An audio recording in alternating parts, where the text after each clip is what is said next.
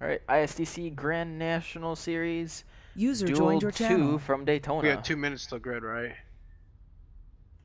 I'm actually going to be in the booth for this one, seconds. so if you guys hear me talking like I'm on a broadcast, I'm on a broadcast. So, and I'm only broadcasting Oh, when I hit this this button on my commercial's wheel. almost done. So right There's now I'm only a just couple talking to the guys stream. that are on here, so. Go.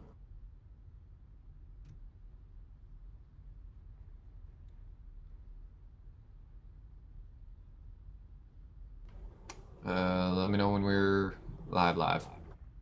Alright, I'll let you know. I'll count it down. Obviously, I'm not going to say 2. I mean 1. I'm going to say 3, 2, and then. Mm-hmm. 3, 2. Good evening, everyone. Welcome back. We're back here at Daytona again for the second of tonight's Daytona duels for the ISDC Grand National Series. I'm Will Roberts. I'm joined again by Kevin Brzezinski. And for our second duel, we've actually got Duel 1 winner Cody Winsen joining us up here. Guys, we got a short period here. We got about a minute and a half till the cars get back around.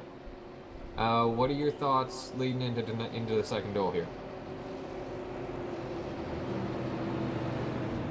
Well, I think the guys in Duel 2 will have been watching Duel 1 very closely. That inside line seemed to work really good at the start of the last duel. So I expect the guys, if they want to make passes, they're going to have to bump a little harder on that high line. Yeah, And I think they'll also learn from that pit entry and try and make sure they don't speed. Yeah, I think a lot of guys are going to take a lot of the information that they saw in that first race and use it to their advantage here in the second race. Definitely. Just right quick here while we've got about another, say, 30 seconds here. Your grid for tonight. You've got Tim Silliman's on the pole. He's in the black and gold Haviland car, with Steven Taylor in the black and yellow Haviland car on his outside in the 42. On row 2, we've got John Alez in the 33 Skull Bandit, Michael Chin on his outside, Stephen Larkamp starting 5th. Pace car's in, we're ready to go. Green. Green flags in there. Tim Sullivan's leading the way. Yeah, Steven Taylor's fighting hard on the outside, just like Dylan Lee was doing in race 1 there. Is he going to get there, though? That's the only thing. So, mostly single file now as Michael Chin drops to the back and pops back into 5th. Taylor's still up there on the outside, though. He's a hard charger. He's not going to let him go. Taylor's going to need some help up there to make that line work, though. Otherwise, he's going to fall straight to the back. I don't know. It looks like he's trying to use that side brake on that 28 to make it work, but getting around these corners, it's hard to make that outside line stick up there. You can make it stick if you're not hooked up, but you're not going to pass the inside line, and you're going to fall back when the inside line's as hooked up as it is right now. Definitely. Alez there sitting in 3rd, pushing Silliman. If they keep pushing like they are, they're going to be 1st and 2nd. Taylor's just going to keep dropping on back like a rock. Stephen Larkamp started 5th. He's already in a battle for 3rd, looking to go for 2nd. Yes, as a little bit of check up there on the inside, it looks like, as Larkamp's dropping back a little bit, so is Alez. Tim Stillman's still leading this race, though. Yeah, it looks like that inside line is going to be pretty strong, at least early on here, like we saw in Duel 1. Yeah, the only thing is, if Taylor can get some of these guys further back to jump up there and start helping them, that's probably going to play to his advantage. It looked like it was helping out Dylan Lee in the first one. I think it'll do the same here in the second one. Yeah, again, you can make it work, but you need to have at least one car helping you up there. And that's the rough part. It doesn't look like anyone's wanting to help that 42. I think they're seeing enough of that Texaco happening. They'll go with Silliman. They don't need to see it anymore.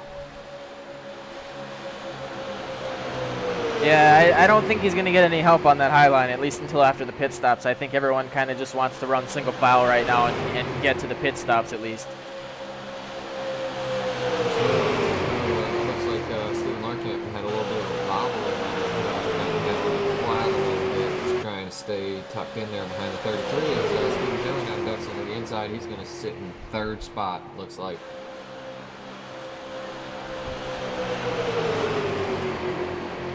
We're just riding single file right now as we're coming around. We're on lap 4 here from Daytona International Speedway. And it looks like this one is going to be a lot more narrow, at least until after we get through the pit cycle. As I say that, it looks like John Ellis is ducking out, but he's going to get dual shot by Tim Silliman.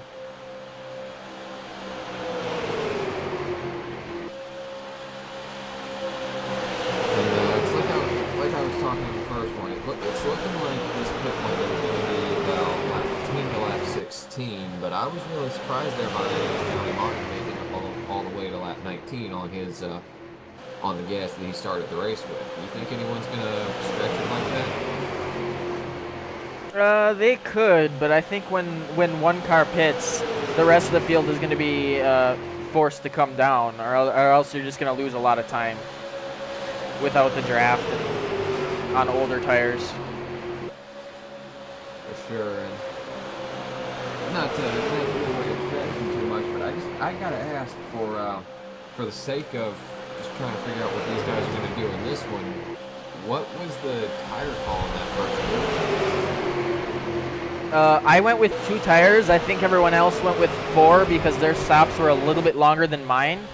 But I think if it's going to be a longer race like the race next week is going to be, I think the call, at least on the first stop or 2, will be 4 tires because I was losing a couple tenths a lap to the car behind. Yeah, for sure. I was noticing that. I was taking a look at time and scoring, and it looked like he was chipping away a little bit, but not too terribly much. We're just riding single file here from Daytona, coming around to complete lap 6. They're in turn 3 right now. Tim Silliman's leading, John Allen in second, and Steven Taylor in third, Steven Larkamp in fourth, and Michael Chin in fifth. Yeah, I think this single file racing is pretty much what we're going to see until the pit stops. We may see some people kind of try and duck out a little bit high to see if they can lure the car in front of them to move up and then dart low, but other than that, I don't think we're going to see anybody trying to make any moves high. No, it's, I mean, there's not a whole lot on the line right now as the inside line for the Daytona 300 is fairly well set for next week, and it appears that we're actually seeing a little bit of action talking about trying to get the car in front to duck out, but it looks like they're all back single file now. It looked like Steven Larkamp was trying to bait Steven Taylor there for a second. So Larkamp's back on the apron, but we're back going. Yeah, a little bit of a nervous moment there, looked like, for Larkamp and Michael Chin behind. Yeah, that is one thing these drivers are going to have to be aware of. I noticed that about halfway into the first fuel run. If you touch the yellow line a little bit too much in these cars, it just sucks you down, and you could lose it if you're in the middle of a corner.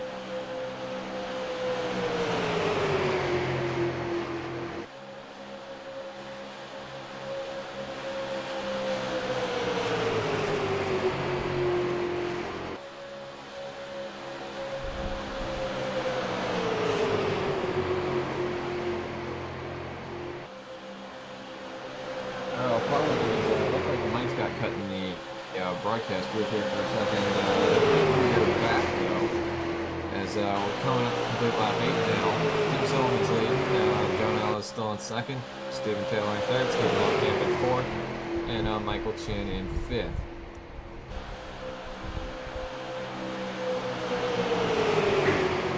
Taking a look here at some of these lap times, these guys are definitely going a good bit faster altogether than it appeared that the group was in the first goal when they were all starting out there in the second half.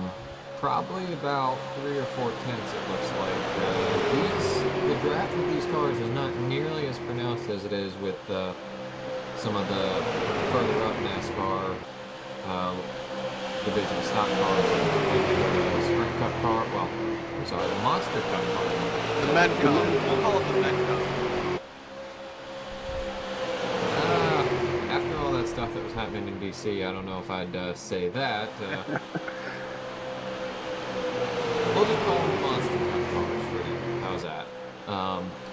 Yeah, the Cup cars. These cars, they don't have nearly the sort of draft effects that the Cup cars do, nor the Xfinity cars. Probably, if anything, about on level with the trucks, as close as can be. There really isn't much of a draft. As we're actually starting to enter the pit window. Let's see if anyone finds it's a good time to come now. Yeah, and these drivers are going to need no mistakes. They can't afford a speeding penalty like we saw in the first race, because that will take you out of contention in a short race like this.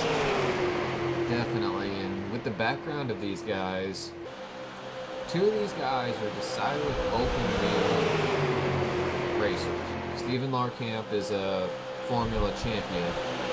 Michael Chen is one of the top level IndyCar drivers in iRacing. But then up front here, we've got 3 stock car guys, which is actually about the same as what I would say we had in the first duel, but these stock car guys are going to have a lot better time getting on pit road, I think, than the open wheel guys behind.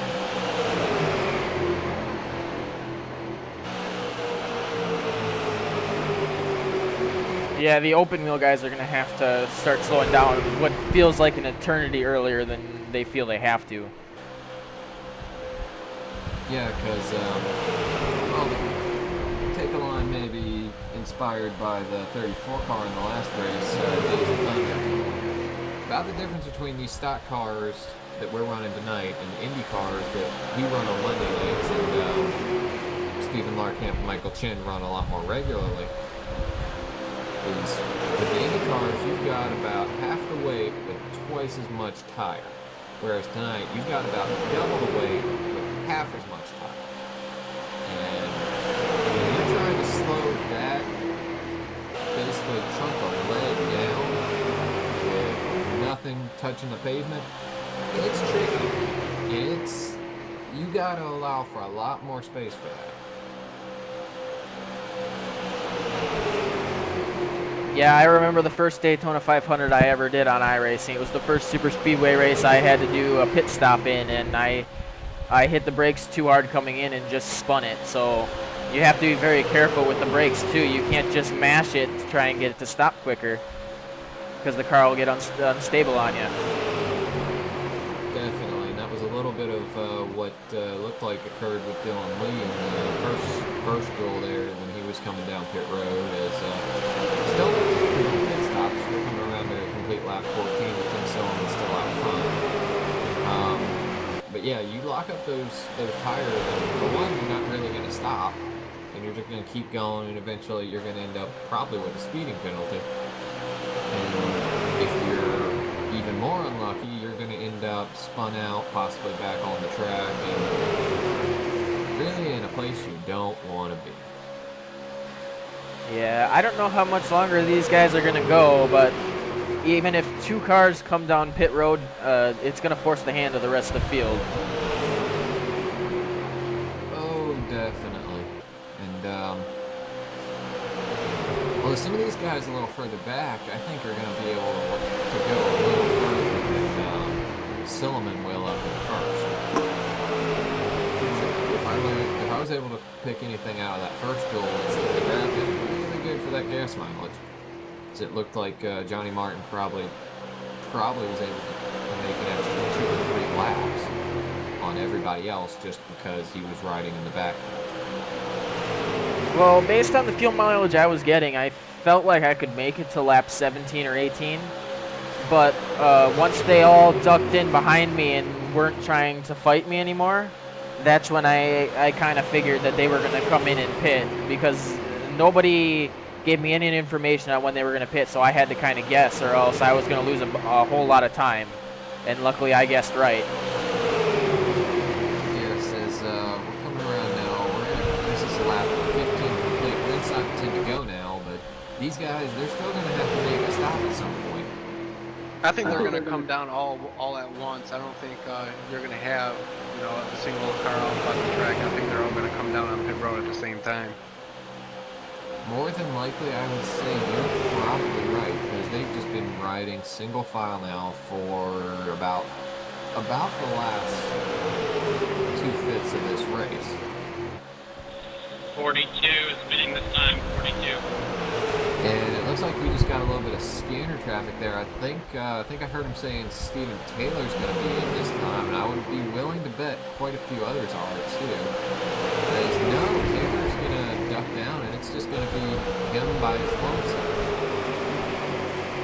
As Tim Silliman still leads, John Olive in second, and Stephen Larkamp bumps up to third now, and Michael Chin bumps up to fourth. Now,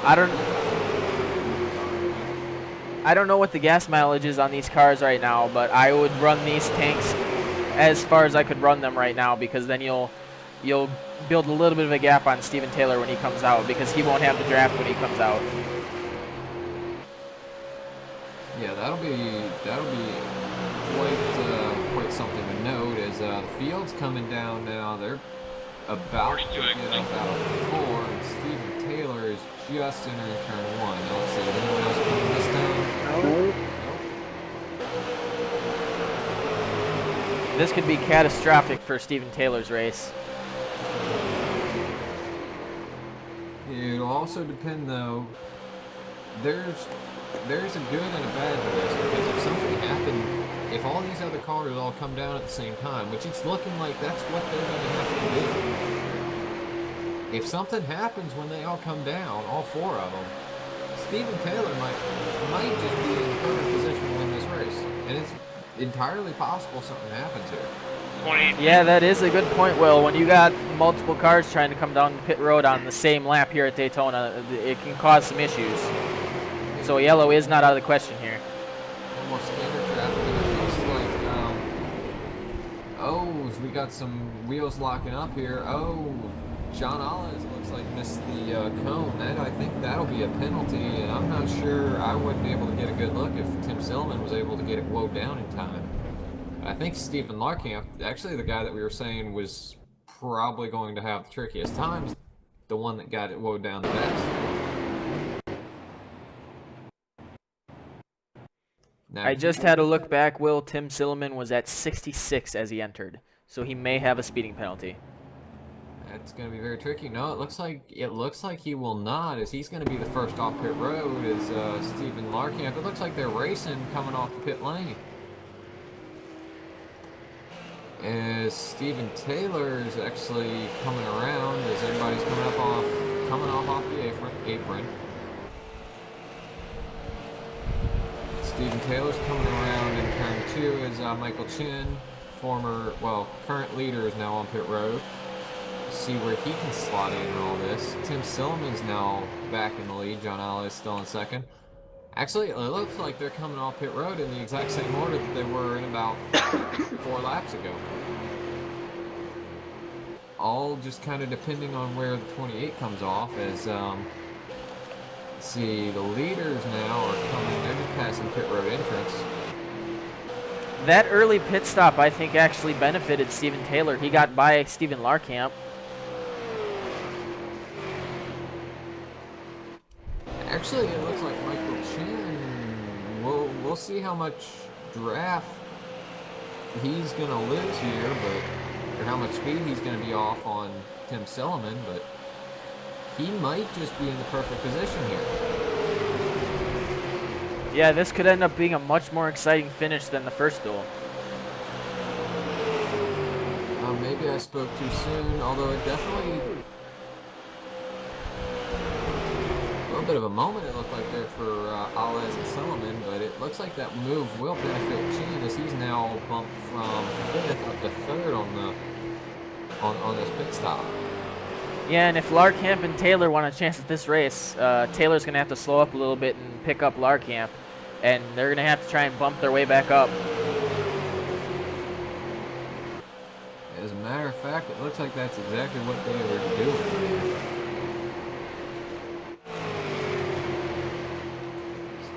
Taylor's last lap was about a mile an hour slower than Larkamp's was. As Chen, it looks like he's falling off this lead too here.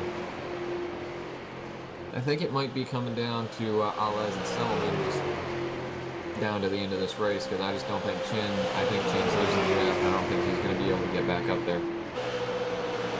Well, if John tries to fight Tim here, I wouldn't count Taylor and Larkamp out, because they're going to just stay hooked up and get up there. And if those two fight, then they're not going to be going as fast. You know, at this point, Michael Chen has, you know, no chance of getting into the draft. So what he needs to do right now, if he wants a chance, is to back off until that two-car tandem behind him, and they need to catch up and start a three-car tandem in order to catch that lead pack there. He's just not going to work right now if he wants to win this race. I don't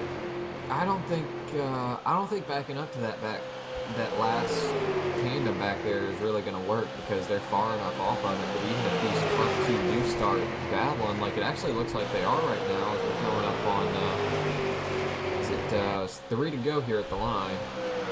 It's too early to make a move here. You know, you got it should be these two guys racing at it on the last lap. You know, what they're doing here is just making a way for the guy in third place, Michael Chen, you know, get up, make this a race. But looks like they're going to want to race with only a couple laps here left. It actually looks like Chen might have something going on back there. It looks like he popped into the wall a couple times in the back straightaway. But I think they've got enough of a gap there on Chen that he's not really going to be able to get back up there, and I don't think the last two even running together are going to be able to really do much either. Yeah, I think at this point it's coming down to Tim Silman and John Alley's. Yes, we're now on the 2 to go here as we're coming into turn 1. Silman's still leading. Alez is fighting tooth and nail to try and get around him though, as Larkamp and Taylor sit back there in fourth, with Michael Chen right in the middle of all this craziness in third. The passing on the outside is not going to work. You're going to want to make some room on the inside coming out of the turns one of these times. You know, the outside is just not going to work. I don't know about that. I mean, the side draft on these weirdly shaped bodies is actually pretty strong. At least that's what it seemed in testing. So I think honestly, Alez's best bet is to drop back a little bit here. Although it might be a little too late for that. Yeah, we're on the white flag right now, so this is the last lap. And I don't know. He's neck and neck with him right now. Yeah, I think Tim's going to get it. From what I saw in that first duel, that low line is just too strong when you're one-on-one with another car. The outside line needs someone pushing. Definitely, although Alez is definitely getting a run here on the outside. He did nose ahead there, and really that's all he's going to need is to nose ahead right at the line to get this. It is a curved tri-oval, though. That will benefit the low line. So I don't know if he's going to be able to get there. It's going to be Silman.